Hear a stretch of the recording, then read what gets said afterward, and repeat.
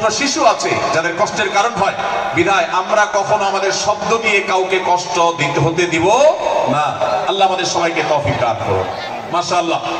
তার সাথে বুক মেলাতে আপনার কষ্ট হবে না, তার সাথে বসতে আপনার অসুবিধা হবে না।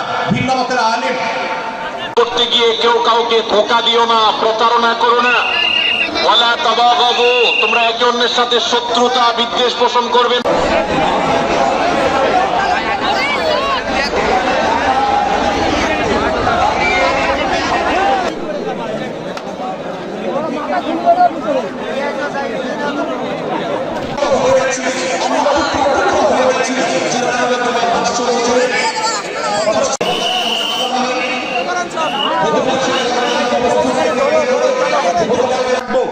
মিথ্যা এটা আল্লাহর জমিনের সবচেয়ে বড় জঘন্য অপরাধগুলোর মধ্যে থেকে একটি।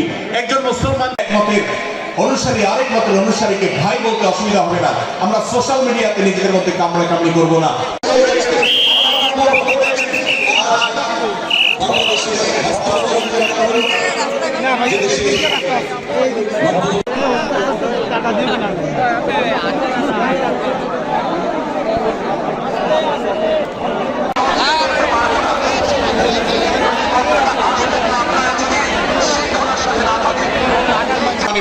প্রশ্নই ওঠে না, বরং আল্লাহ বলছেন যে ফাসলিহু বাইনাহুমা, তাদের উভয়ের মধ্যে। সূরা হুজুরাতের 9 এবং 10 নম্বর আয়াতের শিক্ষা বলছে মুসলমানদের মধ্যে দুটি দল যদি মারামারি